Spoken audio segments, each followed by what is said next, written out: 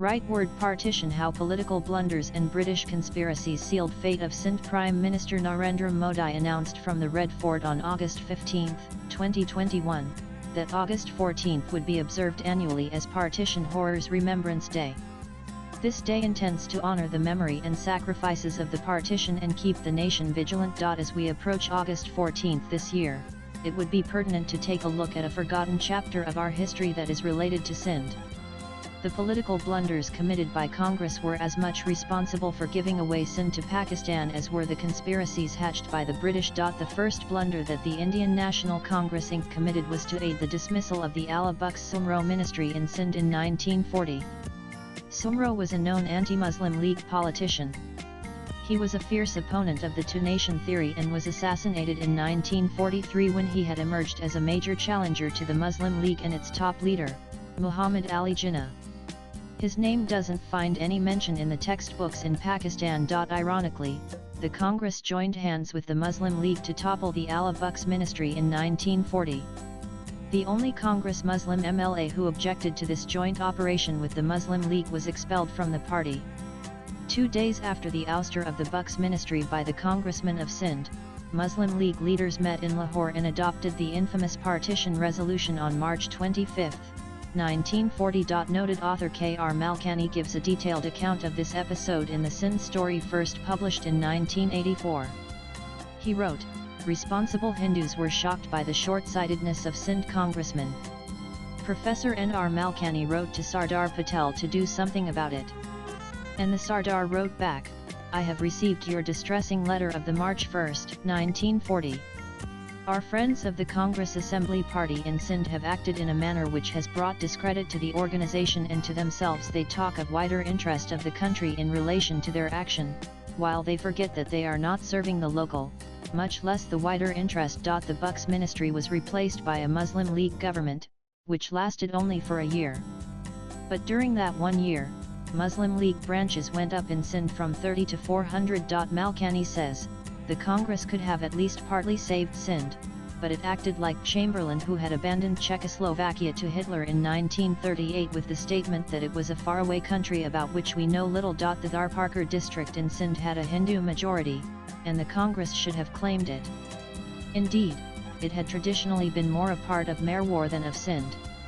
On the eve of partition, the Sindh government promptly merged Sanghar district with Dharparkar district to cancel out its Hindu majority. But even then, the case of Dharparkar district was on par with that of Sylhet in Assam, where the Muslim League had demanded and got part of the district through a plebiscite. He adds. In 1928, when there was a discussion around the issue of the separation of Sindh from Bombay, the state of Jodhpur had laid claim to the Amarkot area of Dharparkar district. The argument given by the Jodhpur rulers was that Amarkot had traditionally been part of their Marwar area.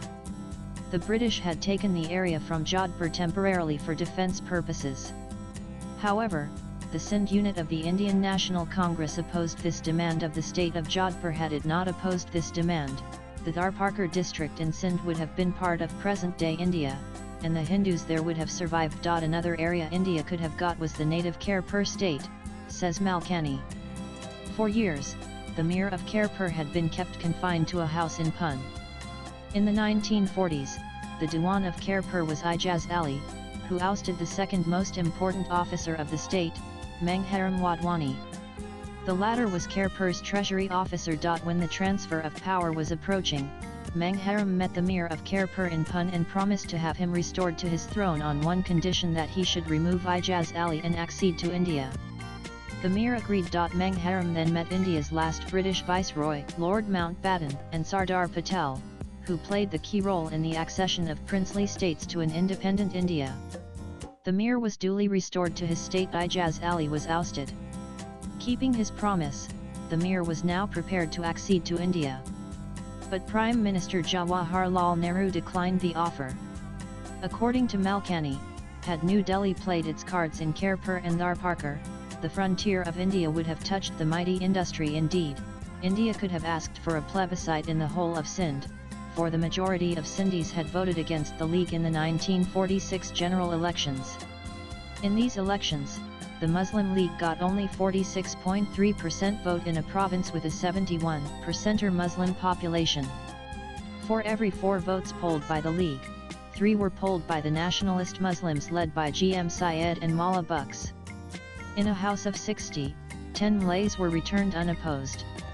Only one of them was a Muslim. Had polling taken place in these 10 constituencies also, the League's percentage of the popular vote would have come down to less than 40. There was a clear anti-Muslim League majority of the popular vote in Sindh. In failing to avail of all these favorable factors, the Congress did little justice to Sindh and even less to India.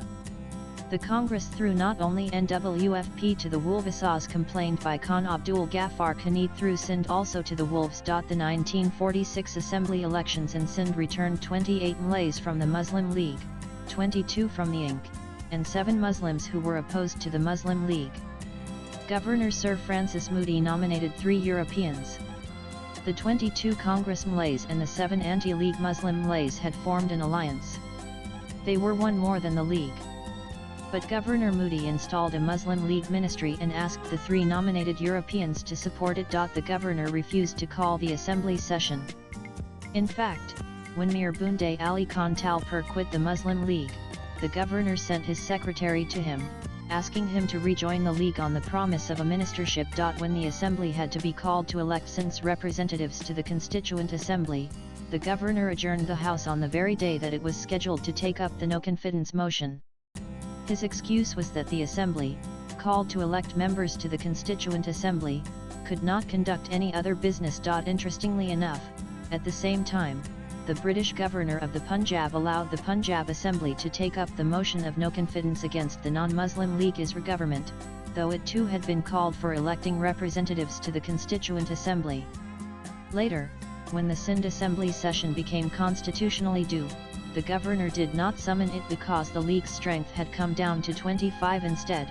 He dissolved the assembly, called for fresh elections, and kept the Muslim League regime as a caretaker government. In the ensuing elections, massive rigging by the Muslim zamindars and officers, at the instance of the British higher-ups, ensured 35 seats for the Muslim League and only a few seats for nationalist Muslims.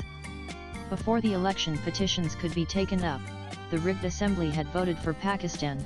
Swipe left for next video. Malkani sums it up aptly. Governor Moody was duly rewarded for his services by being elevated from the governorship of Sindh to that of the Punjab. Per A.M. Rashdi has aptly described Moody as Kate master crook. The fate of Sindh was sealed by Kate Azam Moody even more than by the other Quaid. Jinnah. The writer is an author and a columnist. His ex-handle is Aaron Anand Live. Views expressed in the above piece are personal and solely those of the author. They do not necessarily reflect NEWS18's views. Latest blogs.